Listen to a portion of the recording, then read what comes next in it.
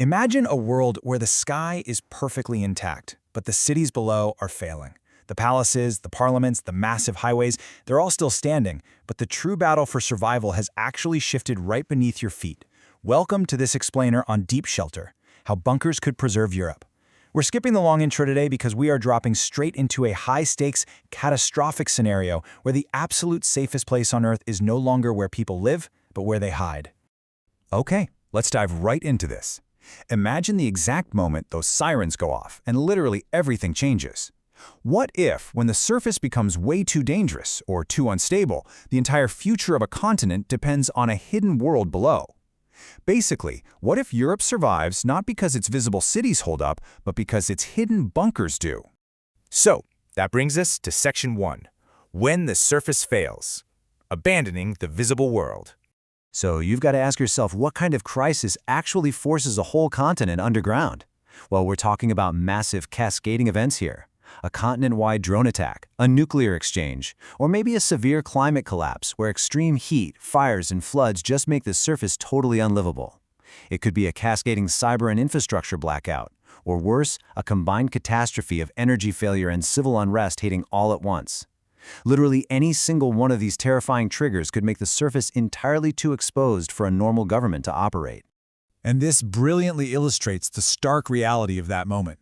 Above ground, you have cities descending into total chaos. Fragmented reports, vulnerable infrastructure, panic, instability. It's a nightmare. But directly beneath the surface, you've got protected command centers and data vaults, orderly continuity, and strategic decision-making. The visible Europe looks completely lost, while the hidden Europe is down there thinking, planning, and deciding in the quiet glow of computer screens. Which leads us right into Section 2, Europe's underground brain, maintaining control. Let's move to how this builds, because during those first critical hours, a very precise sequence unfolds. Step 1 is the emergency alert, accompanied by those fragmented surface reports we just talked about. Step 2 is the rapid, highly coordinated evacuation of leadership. Then, Step 3, secret bunker activation. And finally, Step 4, underground command and continuity are fully established. This is the exact chain of events playing out while the visible world breaks apart up above. Here's the thing you really need to grasp. In a continental emergency, continuity of government is absolutely everything. Think about that for a second. Without this hidden promise that civilization can actually survive a sudden break in normal life, society would completely lose direction in a matter of mere hours. The bunker is literally an engineered promise of that continuity. And it's super vital to realize that these aren't just passive hiding spots. They are incredibly active military organs. We're talking about coordinating air defense networks, managing naval monitoring, directing border security, conducting high-level intelligence analysis, and planning retaliation and countermeasures. They are the strategic brain of the continent, making sure defense systems keep functioning seamlessly even when traditional command centers up above are totally destroyed. Okay, Section 3, the logistics of survival, the complex life support. Now, what's really interesting about this slide is how it highlights that a bunker is definitely not magic. It's a highly fragile system that requires immense discipline to run. If the air filtration stops working consistently, you're looking at toxic exposure or suffocation. If water and food aren't reliably purified and strictly managed, you get internal collapse and starvation.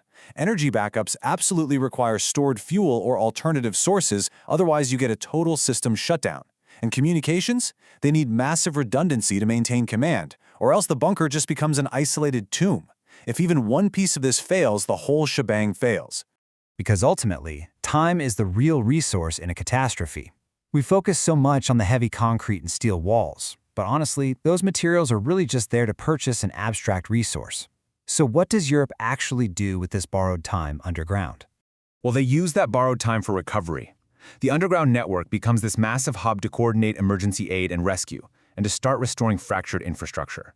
It's about moving food and rationing supplies. They use this window to stabilize the public and prevent mass panic, negotiate if the crisis happens to be political or military, and eventually establish safe corridors above ground. You see, the bunker isn't the final solution. It's the crucial bridge between total disaster and survival. It provides the exact window necessary to prevent the full fragmentation of the state. Moving on to Section 4, who gets left behind?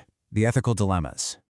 So, the crucial point here is, are they saving everyone equally?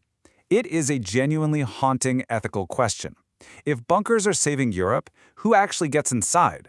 Survival under this kind of extreme pressure instantly exposes who is prioritized to live and who is expected to just wait it out on a highly dangerous surface. In a severe crisis, a pretty brutal social hierarchy of survival emerges.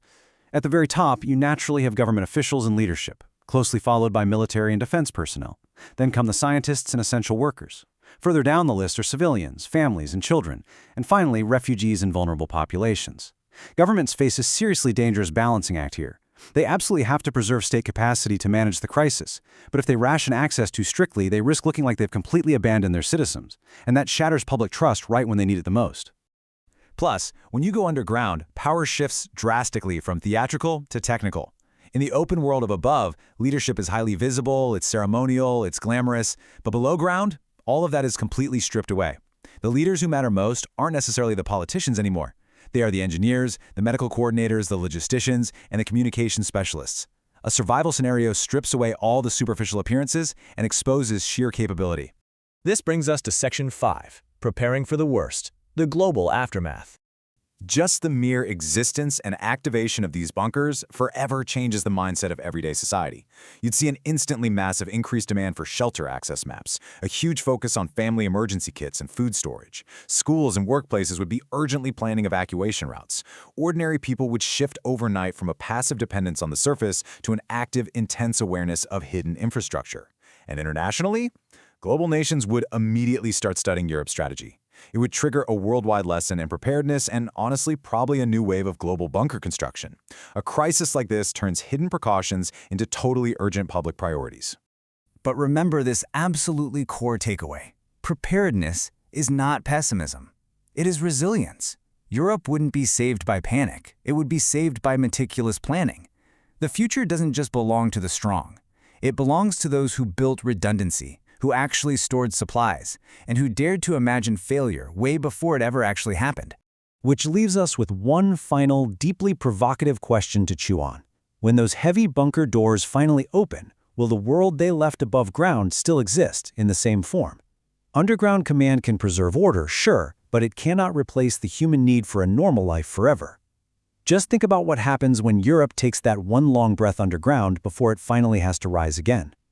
Thanks for joining me for this explainer. If you want to keep exploring these intense, high-stakes topics, make sure to return, because we're really just scratching the surface of what it takes to truly survive.